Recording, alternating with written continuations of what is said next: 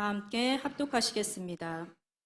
사흘째 되던 날 갈릴리 가나에 혼례가 있어 예수의 어머니도 거기 계시고 예수와 그 제자들도 혼례의 청함을 받았더니 포도주가 떨어진지라. 예수의 어머니가 예수에게 이르되 저들에게 포도주가 없다 하니 예수께서 이르시되 여자여 나와 무슨 상관이 있나이까. 내 때가 아직 이르지 아니하였나이다. 그의 어머니가 하인들에게 이르되 너희에게 무슨 말씀을 하시든지 그대로 하라 하니라. 거기에 유대인의 정결 예식을 따라 두세 통 드는 돌 항아리 6이 놓였는지라. 예수께서 그들에게 이르시되 항아리에 물을 채우라 하신즉 아기까지 채우니 이제는 떠서 연회장에 갖다 주라 하시매 갖다 주었더니 연회장은 물로 된 포도주를 맛보고도 어디서 났는지 알지 못하되 물떠온 하인들은 알더라. 연회장이 신랑을 불러 말하되 사람마다 먼저 좋은 포도주를 내고 취한 후에 낮은 것을 내거늘 그대는 지금까지 좋은 포도주를 두었도다 하니라. 예수께서 이 첫 표적을 갈릴리 가나에서 행하여 그의 영광을 나타내심에 제자들이 그를 믿으니라. 아멘. 아멘. 할렐루야. 우리 옆에 분들과 인사를 나누도록 하겠습니다. 사랑하고 축복합니다. 사랑하고 축복합니다. 아멘. 할렐루야. 기적을 생산합시다 라는 말씀의 제목으로 함께 은혜를 나누도록 하겠습니다. 기적을 생산하는 방법이 있습니다. 여러분들의 인생 가운데 물이 포도주가 되는 이런 기적과 같은 일, 죽은 자가 살아나고 병든 자가 고쳐지는 그런 기적과 같은 일을 생산해내는 방법이 있습니다. 예수님께서 우리들에게 기도를 가르쳐 주셨잖아요. 그러니까 기도는 어떻게 해야 되는지, 그러니까 기도의 방법과 기도의 내용을 가르쳐 주신 것처럼 성경에는 기적을 생산해내는 그러한 분명한 방법이 있습니다. 그러니까 모든 기적을 행했던, 주님께서 기적을 행했던 말씀을 읽어보면 야, 그 사람이 기도했구나, 매달렸구나, 그 사람의 믿음이 남들과 달랐구나. 예수님의 평가도 다 다르지 않습니까? 그러니까 내 삶 가운데 이러한 기적과 같은 일을 생산해낼 수 있는 방법은 무엇인가? 기적을 생산해낼 수 있는 믿음은 무엇인가?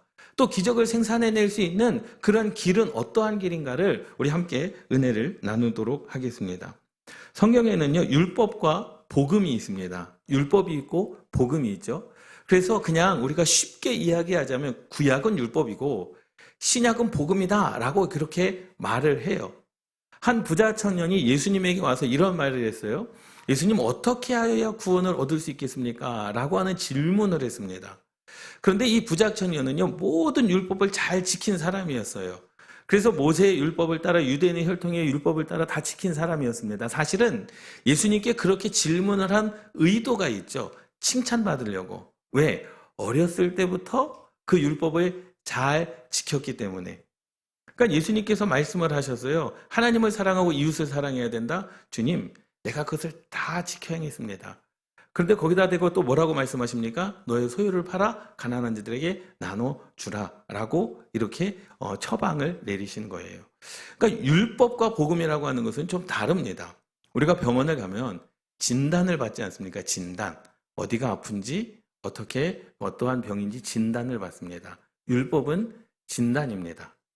그러니까 내가 죄가 있는지 죄가 없는지를 진단하는 거예요. 무엇을 통해서? 율법을 통해서. 그럼 처방을 해야 되지 않겠습니까? 그것이 복음입니다. 복음은 뭐예요? 용서입니다. 할렐루야. 현장에서 간음하다 잡힌 여인이 있습니다. 진단을 내려야 되는 거죠. 율법에 의해서, 모세의 율법에 의해서 이 사람은 돌에 맞아 죽어야 됩니다라는 거예요. 율법을 가지고 그 사람이 죄가 있음을 선포되어졌습니다. 진단이 된 거죠.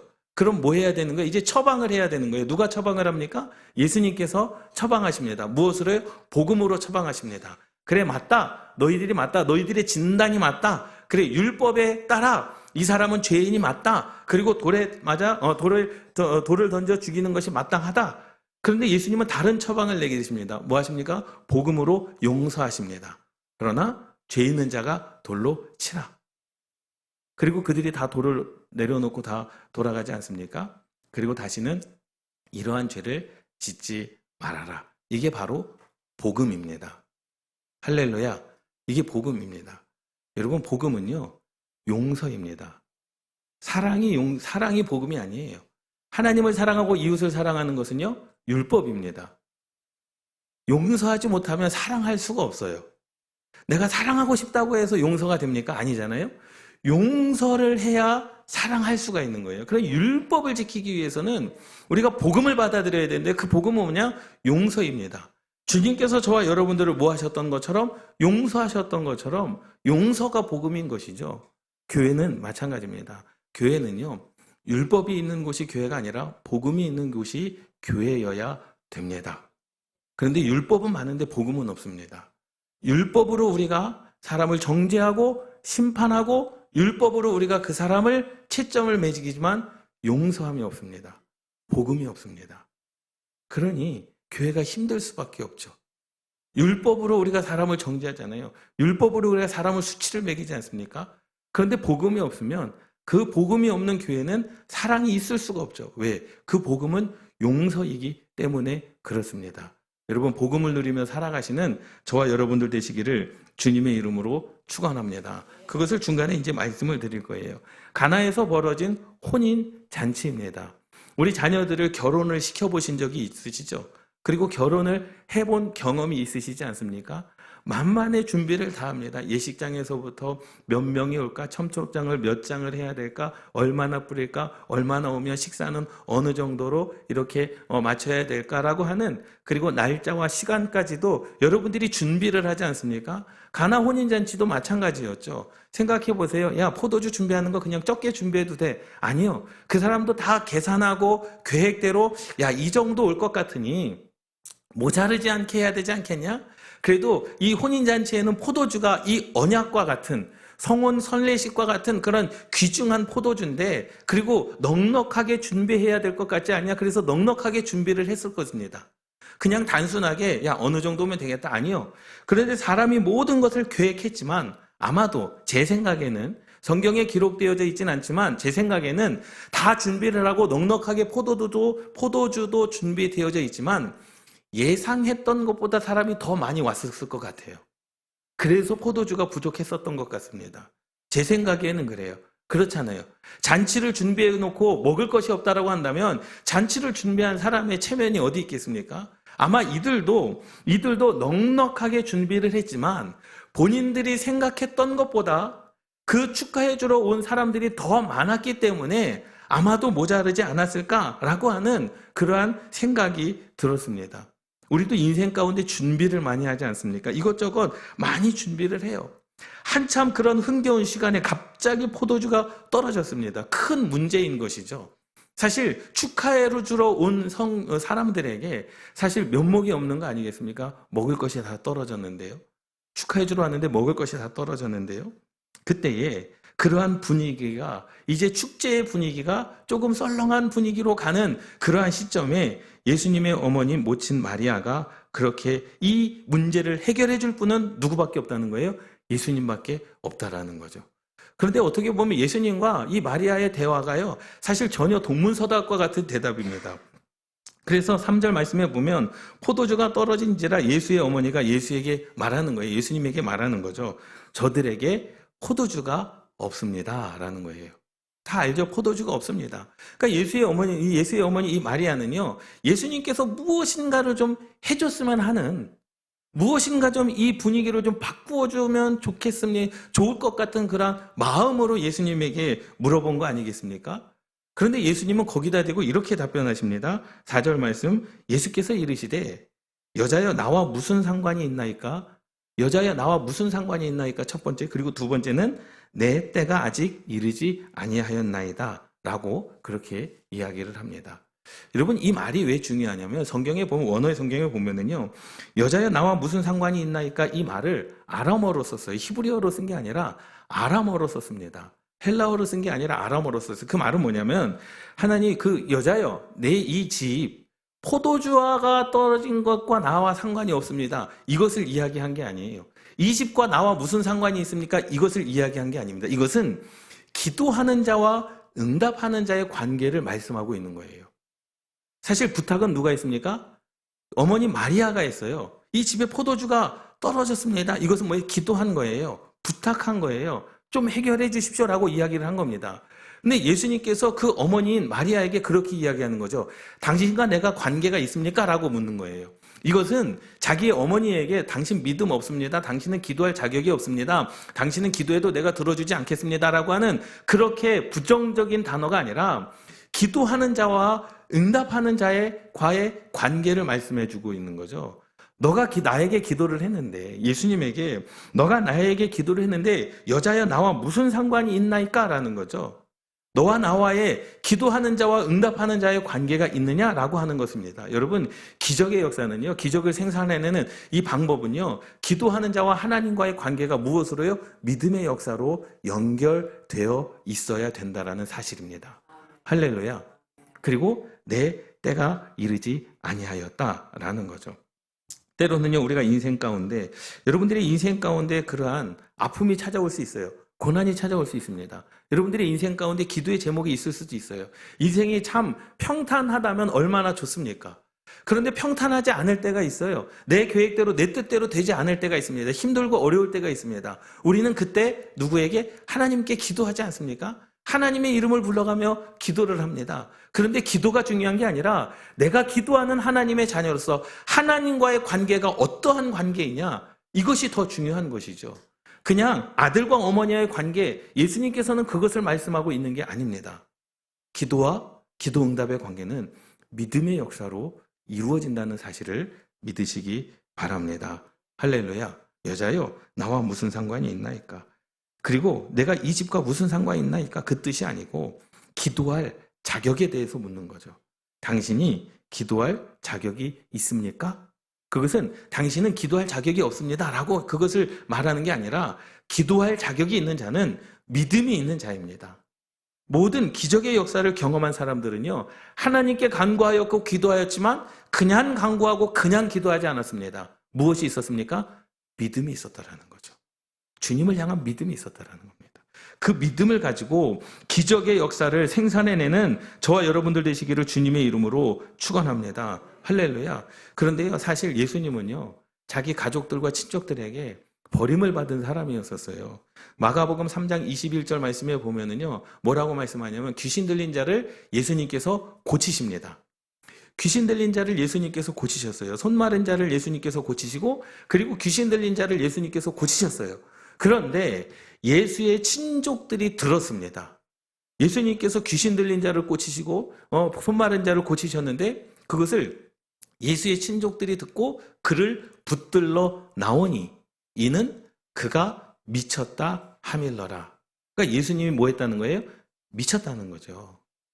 귀신 들린 자를 쫓으셨고 손 마른 자를 고치셨는데 예수님은 자기의 친족들에게, 일가 친척 사람들에게 미친 사람 취급을 당했습니다. 얼마나 마음 아프셨을까요? 여러분, 이것입니다. 그 예수님께서 그러한 일을 행하심으로 말미암아 미친 사람 취급을 당하기는 하였지만 이 땅 가운데 분명한 목적, 이 땅 가운데 분명히 행하실 일을 가지고 오신 줄 믿습니다. 그리고 두 번째는 이렇게 말씀하셔요. 내 때가 아직 이르지 아니하였느니라 라는 거죠. 여러분, 이 때라고 하는 것은요, 시간을 이야기하는 게 아닙니다. 하나님의 영역을 이야기를 하는 거예요.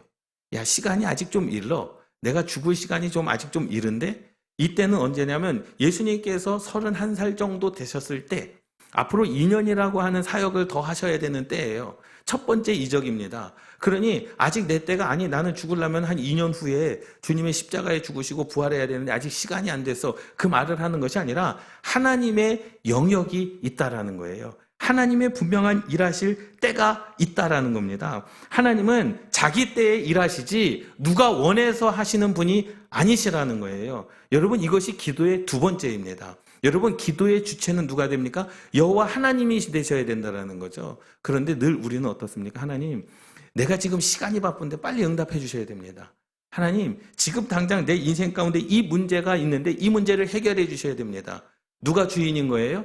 내가 주인인 거죠. 왜? 내 시간에 응답해 주셔야 됩니다. 내 문제를 해결해 주셔야 됩니다. 이때까지는 하나님께서 응답해 주셔야 됩니다. 누가 주인입니까? 하나님이 주인입니까? 내가 주인입니까? 내가 주인이잖아요. 우리는 이제까지 내가 주인으로서 기도를 했습니다. 하나님은 그냥 내가 기도하면 응답해주는 그러한 분으로 우리가 인식을 했다라는 거죠. 그래서 주님께서는 그렇게 말씀하시는 거예요. 내 때가 아직 이르지 아니하였다. 당신이 기도한다고 하나님의 영역 가운데 내가 응답해주지 않는다. 하나님은 하나님께서 일하실 때 일하시는 분인 줄 믿습니다. 할렐루야. 이것이 굉장히 중요해요. 나는 힘들고 고통스럽고 아픈데 하나님이 일하시지 않는 것 같아요. 그것은 뭐예요? 아직 하나님의 때가 아니라는 거죠. 찬양 중에 이러한 찬양이 있어요. 날이 저물어 갈 때, 빈들에서 걸을 때, 그때가 하나님의 때라는 거죠. 내 힘으로 안 될 때, 빈손으로 걸을 때 내가 고백해 여호와 이래. 하나님께서 실패하기 전에 내 인생을 좀 응답해 주시면 얼마나 좋습니까? 아프기 전에 아프지 않도록 하나님께서 내 인생을 인도해 주시면 얼마나 좋습니까? 여러분들의 인생 가운데 사업이 망하지 않게 하나님께서 인도해 주시면 얼마나 좋습니까? 그런데 때로는 하나님께서 우리를 일부러 고난의 때로 이끌어 가실 때가 있어요. 어떤 목사님이 SNS에 이런 글을 올리셨어요. 고난의 시간은 딴짓하지 않고 하나님께 집중하게 되는 축복의 시간입니다. 이 내용이 정말 마음에 와닿더라고요. 고난의 시간. 때로는 하나님께서 우리의 인생 가운데 고난의 시간을 주실 때가 있다는 거죠. 그러니 우리는 사실 내 인생 가운데 어려움이 있을 때, 내 인생 가운데 아픔이 있을 때, 내 인생 가운데 어떠한 상황이 끝난 것 같은 그러한 상황일 때 여러분 여호와 하나님께 집중하시기를 주님의 이름으로 축원합니다. 주님의 이름으로 축원합니다. 그때가 하나님께서 일하실 때라는 거죠. 여러분 다윗도 보세요. 다윗이요 우리아의 아내 바세바와 동침을 하고 아들을 낳습니다. 근데 그 아들을 낳으면서 기도를 하죠. 하나님께서 그 아들을 데려가시겠다라는 거예요. 그래서 눈물을 흘리면서 어떻게 해요? 금식하면서 기도를 합니다. 무슨 기도였겠습니까? 아들을 살려달라는 기도였겠죠. 다른 기도였겠습니까? 회개의 기도는 아니었을 것 같아요. 그 회개는 이미 전에 끝났죠. 나단 선지자를 통하여 하나님 앞에 금식하며 회개하지 않았습니까? 자기 옷을 찢으면서 회개했습니다. 그런데 아들의 문제는 또 다른 문제였습니다. 누구의 문제였겠습니까? 아들을 살려달라는 기도였겠죠. 그 기도의 주인공은 누구입니까? 자신입니다. 하나님과 상관없는 거예요. 지금 내 아들이 죽게 됐으니 내 아들을 살려달라는 거죠. 누구의 때에? 나의 때에, 내 시간에. 지금 죽게 생겼으니 살려 주시옵소서. 여러분 우리의 기도는요 늘 항상 주인공은 누구였습니까? 나였습니다. 여러분들의 기도의 제목에 거의 99%는 그 주인공은 누굽니까? 나입니다. 내 때에 응답해 주셔야 되고 내 기도에 응답해 주셔야 되고 내 요구에 하나님께서 맞춰주셔야 되는 거예요. 그리고 맞춰주시면 기도 응답이 됐다 하고 맞춰주시지 않으면 우리는 기도 응답 받지 않았다라고 하나님을 원망하고 불평합니다. 그런데 다윗은 어땠습니까? 하나님께서 그 아들을 데려가셨어요. 그렇게 금식하며 기도했는데도 데려가셨습니다. 그때 다윗은 어떠한 행동을 보입니까? 다윗은요 훌훌 털고 일어납니다. 그리고 식탁에 앉아서 밥을 먹습니다. 사람들이 보면 야 어떻게 자기 아들이 죽었는데 저렇게 태어날 수가 있을까? 종들이 그랬어요. 불안해했어요. 혹시 왕이 미친 거 아니야? 아들이 죽어서 미친 거 아니야? 아니요. 다윗은 알고 있었습니다. 그것이 하나님의 뜻이라는 것을 알고 있었습니다. 여러분 때로는요. 내가 부인할 수 없는 또 내가 부정하고 싶은 하나님의 뜻이 여러분들의 인생 가운데 주어질 때도 있습니다. 여러분 그때 하나님을 신뢰하시기를 주님의 이름으로 축원합니다. 여러분 하나님을 신뢰하셔야 돼요. 그것이 바로 기적을 생산해내는 능력입니다. 믿습니까? 기적을 생산해내는 능력은 하나님께서 내 인생 가운데 부당한 것을 요구한다 하시더라도 하나님께서 내 인생 가운데 정말로 이것은 아니야 라고 하는 그러한 생각 가운데 하나님께서 요구하신다 하실지라도 우리는 그것에 순종하는 겁니다. 누구처럼요? 아브라함처럼요. 독자 이삭을 하나님께 바치라 라고 하는 거죠. 여러분 이성적으로 도덕적으로 윤리적으로 그것은 있을 수 없는 일입니다. 그때 당시에 인신 공양은 있었어요. 농사를 짓기 위해서 비를 내리기 위해서 그래서 자기의 자식들 중에 그 동네에 한 여자아이를 바치는 신에게 바치는 그런 인신 공양하는 그러한 제사가 있었던 시대였습니다. 고대 시대였기 때문에 그렇습니다. 그런데 하나님께서는 원칙적으로 율법적으로 그것을 원치 않으셨던 분이 아브라함에게 독자 이삭을 바치라 하는 거죠. 그런데 아브라함은 어땠습니까? 하나님의 그 뜻을 온전히 신뢰했습니다. 할렐루야. 여러분, 하나님의 말씀을 온전히 신뢰하는 것, 그것이 기적을 생산해내는 능력입니다. 그러니 누가 주인이 되어야 되는 거예요? 하나님이 주인이 되어야 되는 거예요. 내 생각은 없습니다. 하나님의 말씀 앞에 내 생각은 없습니다. 하나님의 뜻 앞에 내 생각은 없습니다. 이때라고 하는 것, 하나님의 영역을 침범하지 않기를 주님의 이름으로 축원합니다. 주님의 이름으로 축원합니다. 자기가 하고 싶은 대로 다 하고 죄짓고 살다가 하나님께 요구하는 건, 하나님, 내가 하나님께 용서함을 받기를 원합니다. 그것은 누구의 때예요? 자신의 때잖아요. 하나님과 상관없는 내가 인생 가운데 그냥 재밌게 살다가 내가 회개하면 하나님께서 용서해 주시겠지. 여러분, 그것을 신앙이라고 우리는 말하지 않습니다. 하나님께서 필요해서, 우리가 하나님께 필요해서 기도한다고 해서 이루어 주시고, 용서함을 구하면 용서해 주시고, 내 육신대로 기도하면 하나님께서 다 이루어 주신다라고 한다면 우리는 그 하나님을 하나님으로 인정하지 않습니다. 그래서 예수님께서는 내가 못하는 일을 왜 내게 물으십니까? 그것이 아니라 내 때에 내가 일하겠다라는 겁니다. 하나님은요, 나의 때에 일하시는 것이 아니라 하나님의 때에 일하시는 분임을 신뢰하시기를 주님의 이름으로 축원합니다. 여러분, 하나님의 시간이 있는 거예요. 내 시간 가운데 하나님을 끄집어 내리는 것이 아니라, 여러분, 하나님의 계획 가운데 들어가시기를 주님의 이름으로 축원합니다. 하나님의 때에 맞춰 인생을 살아가시기를 주님의 이름으로 축원합니다. 하나님의 때가 지금도 있음을 알고 원망과 불평하지 아니하고 감사로 살아가시기를 주님의 이름으로 축원합니다. 그러한 자들에게 기적이 일어나는 겁니다. 믿습니까? 그러한 자들에게 주님은 역사하시는 겁니다. 오늘 그때에 예수님께서 여자여 나와 무슨 상관이 있나이까? 내 때가 아직 이르지 아니하였나이다. 어머니가 들었으면요, 서운한 말이에요. 당신과 나와의 기도와 기도자의 응답과 기도를 응답하는 자의 관계가 있습니까? 당신에게 믿음이 있습니까? 라고 질문을 한 거죠. 그리고 아직 내 때가 이르지 않았습니다 라고 하는 거예요. 어머니의 부탁이면 아들이 들어줄 만도 해요. 그런데 어떻게 내용상으로 보면 거절하는 것 같습니다. 내용상으로 보면 분위기가 좀 더 차가워졌어요. 부모와 자식 간의 관계가 좀 차가워졌어요. 그런데 그 뒤 이어서 마리아의 이 말이 더욱더 중요합니다. 뭐라고 이야기합니까? 그의 어머니가 하인들을 부르는 거예요. 예수님은 내 때가 아직 이르지 아니하였다라고 이렇게 단호하게 말씀하셨는데, 이 마리아는요, 하인들을 불러서 이렇게 이야기합니다. 너희에게 무슨 말씀을 하시든지 그대로 하라 하니라. 할렐루야. 여러분, 그것은 뭐예요? 이 마리아는 알고 있었던 거죠. 그래요? 지금은 내가 부탁하지만 하나님의 때를 기다리라는 거죠. 함께 따라 하시겠습니다. 하나님의 때를 기다리자. 믿습니까? 분명히 하나님의 때가 있습니다. 예수님께서 나 응답 안 해줄 거야, 나 이거 해결 안 해줄 거야, 그것이 아닙니다. 아직 내 때가 이르지 아니하였다, 그 말은 분명히 하나님의 때가 있으니 기다리라는 말이죠. 여러분, 그 때를 기다리는 겁니다. 여러분들의 인생 가운데 하나님의 때를 기다리시기를 주님의 이름으로 축원합니다. 기다리면서 우리는 무엇을 해야 되냐? 그 주님께서 무엇을 말씀하시든지 그 말씀에 순종할 믿음을 가지고 기다려야 된다는 거죠. 그러한 자들에게 기적이 생산되어집니다. 할렐루야.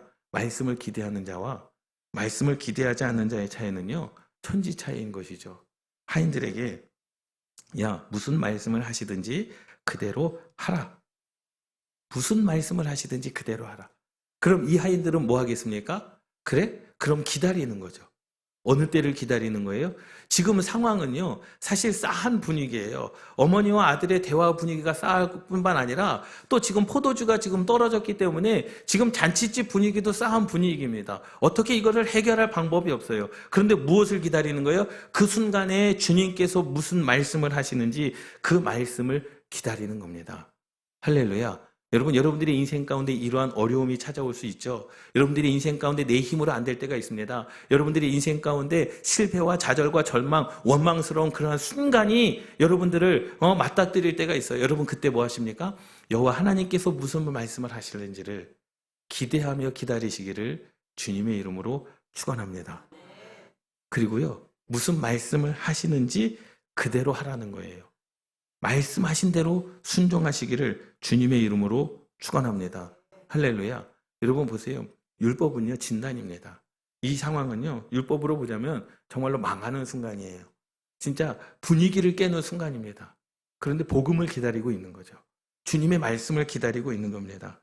마리아는요, 그 하나님의 그 말씀, 예수님의 그 말씀을 기다리고 있었습니다. 어떻게 일어날지, 왜 화인들을 불러다가 말씀하시는 대로 무슨 말씀을 하시든지 간에 그대로 하라. 마리아가 왜 이렇게 이야기를 했을까요? 저와 여러분들의 인생 가운데 갑자기 예기치 않은 문제가 우리에게 닥쳤을 때, 아무리 해결해도, 아무리 기도해도 응답이 안 될 때, 하나님께서 내 기도는 안 들으시는 것 같은 그러한 시간, 여러분, 그때가 하나님의 때인 줄 믿습니다. 기다리시면 되는 거예요. 하나님, 내게 말씀하여 주시옵소서. 내가 하나님께 부르짖고 소망하며 기도했는데 여전히 하나님은 묵묵부답이에요. 그때 여러분 기도를 바꾸셔야 됩니다. 주님, 내가 기다리겠나이다. 내게 말씀하여 주시옵소서. 여러분, 사실은요, 우리 인생 가운데 하나님께서 우리에게 하려고 하시는 일, 우리의 이성이나 지성이나 감성으로 볼 때 불합리하게 보이는 경우가 너무나도 많습니다. 그런데 그때 무슨 말씀을 하시든지 간에 그대로 하라. 여러분, 이것이 기적을 생산해내는 방법입니다.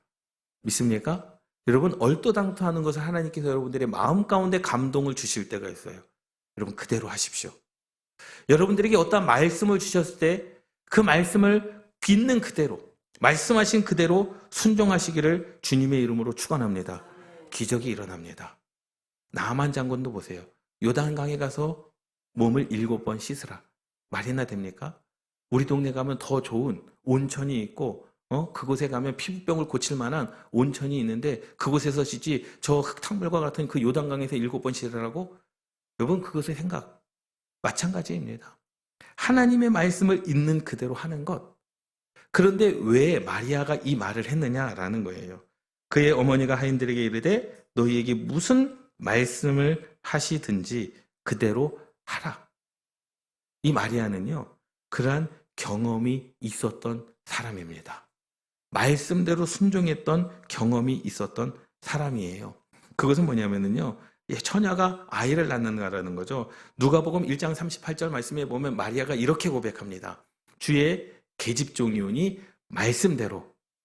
하나님께서 천사를 보내서 너가 아들을 낳을 것이다라는 거예요. 나는 결혼을 안 했습니다. 남자를 모릅니다. 그런데 너가 아들을 낳을 거라는 거죠. 그런데 그 천사의 말을 듣고 이 마리아가 그냥 있는 그대로, 말씀하신 그대로, 주의 계집종이오니 당신께서 말씀하신 대로, 하나님께서 말씀하신 대로 내게 이루어지이다. 이것이 마리아의 고백이었습니다. 그런데 그 고백 이후에 어떤 일이 일어났습니까? 예수 그리스도를 낳게 되잖아요. 근데 처음부터 그런 게 아니에요. 누가복음 1장 35절 36절 말씀에 보면 천사가 대답하여 가로되 성령이 내게 임하시고 지극히 높으신 이의 능력이 너를 덮으시리니 이러므로 나실 바 거룩한 자는 하나님의 아들이라 일컬으리라. 나는 사내를 알지 못합니다. 어떻게 내가 아들을 낳을 수 있겠습니까? 라고 한 그것에 대한 천사의 답변입니다. 36절 말씀에 보면 보라 내 친족 엘리사벳도 늙어서 아들을 배웠느니라. 늙어서 아들을 가졌어요. 그게 바로 세례자 요한이었잖아요. 본래 수태하지 못하던 이가 이미 6달이 되었나니라. 아이를 못 낳을 것 같은 그 엘리사벳도 하나님께서 그에게 아들을 주셨다는 거죠. 왜? 예수를 위하여 세례자 요한을 낳게 하셨습니다. 엘리사벳을 통하여 세례자 요한을 낳게 하셨어요. 이것이 하나님의 역사라는 거죠. 그때에 누가 이렇게 이야기를 하는 거예요? 그리고 대저 하나님의 말씀은 능치 못함이 없느니라. 이 말씀을 듣는 순간 마리아의 그 마음 가운데 있었던 믿음의 역사가 샘솟기 시작합니다. 말씀은 능치 못함이 없느니라. 할렐루야. 그러니 하인들을 불러서 무슨 말씀을 하시든지 그대로 하라는 거예요. 왜? 말씀은 능치 못함이 없느니라.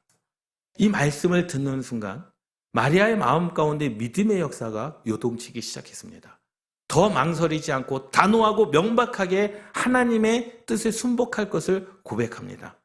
저는 주의 계집종이오니 말씀대로 내게 이루어지이다. 할렐루야. 여러분, 이러한 은혜가 있기를 주님의 이름으로 축원합니다. 하나님의 말씀이 내 생각과 다를 수 있습니다. 도덕적으로, 윤리적으로 맞지 않을 때도 분명히 있어요. 세상에서 욕먹는 일일 수도 분명히 있습니다. 그러나 말씀은 능치 못함이 없기 때문에 무슨 말씀을 하시든지 그 말씀에 순종하는 것, 그것이 바로 기적을 생산해내는 능력이라는 사실입니다. 할렐루야. 그러니 우리가 예배를 드리다 마음에 감동이 되는 것, 여러분 하나님께 헌신하시기를 주님의 이름으로 축원합니다. 무엇을 말씀하시든지 간에 그 말씀대로 순종하며 나아가시기를 주님의 이름으로 축원합니다. 이것이 하나님의 역사인 것이죠. 우리가 기도할 때 내가 주인 돼서 내 인생 가운데 이렇게 해주십시오라고 하는 것이 아니라 하나님의 뜻이 무엇인지, 하나님의 말씀이 무엇인지를 기도하시기를 주님의 이름으로 축원합니다. 여러분들이 기도 제목을 한번 보세요. 거기에 하나님이 있습니까? 기도의 제목을 보세요. 거기에 하나님의 나라가 있습니까? 여러분, 기도의 제목을 보세요. 거기에 하나님의 부흥이 있습니까? 내 자녀 잘 되는 것, 내 인생 가운데 물질의 어려움 안 하는 것, 다 내가 중심적 아니겠습니까? 내가 주인 아닙니까? 내 문제가 해결되고 내 인생 가운데 내가 그 어떠한 것을 해결해야 되는, 하나님은 그냥 나의 기도만 응답해 주는 분으로 그렇게 여기지 마시고, 혹 내가 아무리 부르짖어 기도한들 하나님께서 계시지 않는 것 같은 그런 느낌이 든다 할지라도 하나님의 때가 분명히 있음을 믿고 신뢰하시기를 주님의 이름으로 축원합니다. 요한복음 20장 30절 31절 말씀에 보면 예수께서 제자들 앞에서 이 책에 기록되지 아니한 다른 표적들, 여러분 성경책이 기록되지 않은 수많은 기적들이 예수님에게 있었어요. 여러분 한번 생각해 보세요. 여러분 지난 한 주간 어떻게 지내셨습니까? 여러분 지난 한 주간 수많은 일들이 있었지만 기억에 남는 사건들이 있지 않습니까? 바로 이 제자들이 그러한 기억에 남는 사건들만 적은 거예요. 가장 인상에 깊었던 일들, 수많은 기록되지 아니한 다른 표적도 많이 행하셨으나 오직 이러한 것들만 기록함은 너희로 예수께서 하나님의 아들 그리스도이심을 믿게 하려 함이요 또 너희로 믿고 그 이름을 힘입어 생명을 얻게 하려 함이라. 할렐루야. 무엇을 얻게 하려 한다고요? 생명을 얻게 하려 함이니라. 여러분 하나님께 기도하시기를 주님의 이름으로 축원합니다. 내 때가 아닙니다. 주님의 때를 기다리십시오. 주님의 때가 있습니다. 우리는 하나님의 영역을 침범해서는 안 돼요. 기적이 일어나지 않습니다. 여러분 기다리십시오. 하나님의 때를 기다리십시오. 그리고 하나님을 신뢰하십시오. 그리고 무엇을 말씀하시든지 간에 그 말씀에 순종하십시오. 여러분 이것이 기적을 만들어내는 역사입니다. 이 어머니 마리아가 하인들에게 너희에게 무슨 말씀을 하시든지 그대로 하라. 그런데 그들이 말씀대로 하지 않았다라고 한다면 기적은 일어나지 않았을 것입니다. 여러분 기도의 역사는요 믿음의 역사입니다. 여러분 믿음으로 기도하십시오. 그리고 내 때가 아닙니다. 하나님의 때입니다. 내가 지금 기도하지만 다윗처럼 살려달라고 기도하지만 하나님은 그 우리아의 아내 바세바의 아들을 데려가시고 솔로몬을 주셨습니다. 이것이 하나님의 때입니다. 여러분들이 인생 가운데 아픔이 있고 슬픔이 있고 고통이 있다 할지라도 여러분 좌절하지 마십시오. 분명히 하나님의 때가 있습니다. 그 하나님의 때, 그 하나님의 때에 기적의 역사가 일어납니다. 그리고 무슨 말씀을 하시든지 간에 그 말씀에 순종하시기를 주님의 이름으로 축원합니다. 그때 기적이 일어나는 겁니다. 여러분 기적을 경험하시는 저와 여러분들 되시기를 주님의 이름으로 축원합니다. 기도하시겠습니다.